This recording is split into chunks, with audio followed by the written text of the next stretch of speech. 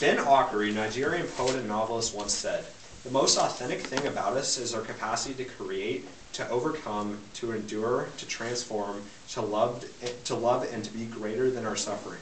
Because I agree with that human life is sacred, even in cases of suffering, I stand in firm negation that resolved. Voluntary euthanasia ought to be legalized in the United States. I value Immanuel Kant's categorical imperative, specifically the deontological aspect of it.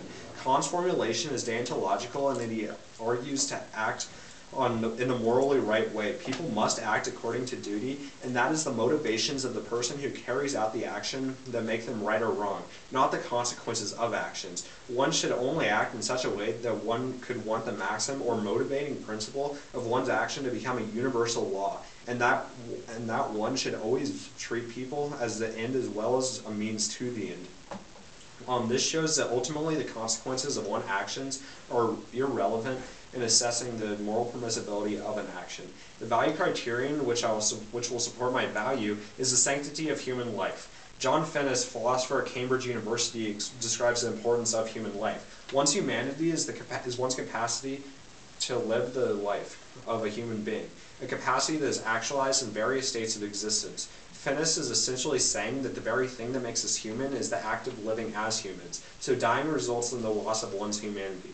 Observation 1. According to Kant's categorical imperative, the morality of an action does not rest upon the consequences of that action. As a result, any affirmative arguments based off consequences of voluntary euthanasia should not be applicable in this round. If the value stands, the act of euthanizing in itself must be proven or disproven to be morally preferable under either side to win the debate. Contention 1.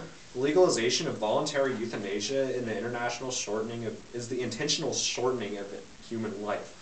A patient's life and thus their humanity would be stripped away if voluntary euthanasia was to become legalized in the United States. The means of voluntary euthanasia is the act of taking away a human life, and thus the act of euthanizing in itself takes away a person's humanity. Contention 2. The legalization of voluntary euthanasia disrespects the life that the patient is requesting to cease. According to John Finnis, human life is not merely an instrumental good, but it is an intrinsic and basic human good. In sustaining human bodily life, in however impaired a condition, one is sustaining the person whose life it is. In refusing to choose to violate it, one respects the person in the most fundamental and indispensable way.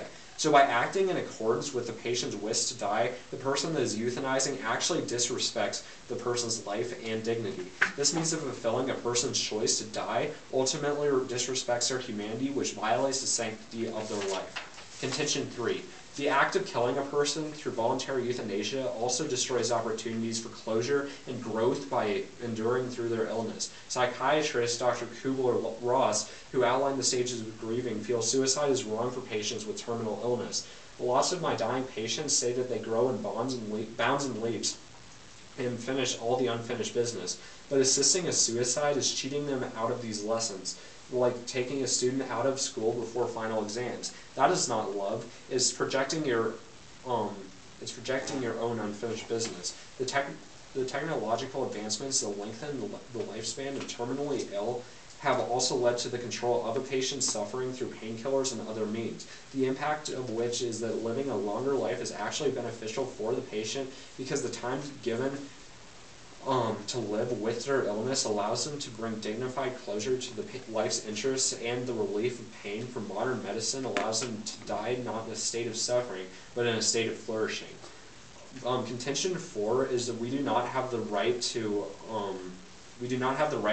offer voluntary euthanasia on the basis of the Bible. The Bible basically says that God is the decider of the beginning and end of our life, and when we make the conscious decision to go about ending it by our own autonomy, as my opponent would suggest, or any of these kinds of ends, then this is fundamentally denying what Jesus would be saying, and we just can't be doing that in today's round. So on to my opponent's case. He's talking about, in his first quote, how the capacity of life is fundamentally good, and that's exactly what I'm saying. Or sorry. What's that? No.